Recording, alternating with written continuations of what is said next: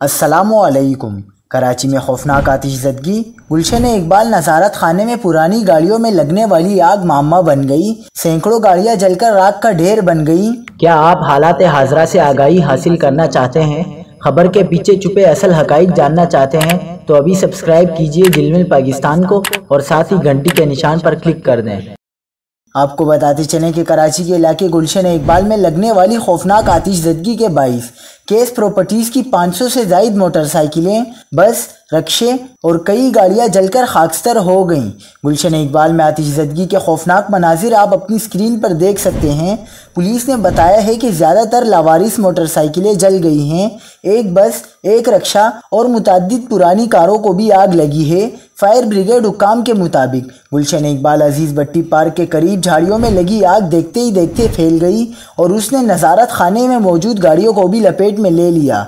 नज़ारत खाना वो जगह होती है जहां केस प्रॉपर्टीज़ में फंसा सामान, मसलन मोटरसाइकिलें, बस, ट्रक, गाड़ियां और रक्शे और दीगर सामान लाकर रखा जाता है और बवक्ते ज़रूरत उसे अदालत में पेश किया जाता है। हुक्काम का कहना है कि आग पर काबू पा लिया गया है और कूलिंग का अमल जारी है। पहली कोशिश थी कि आग से करीब मौजूद फ्लैटों को महफूज रखा जाए, जिसमें कामयाब रहे।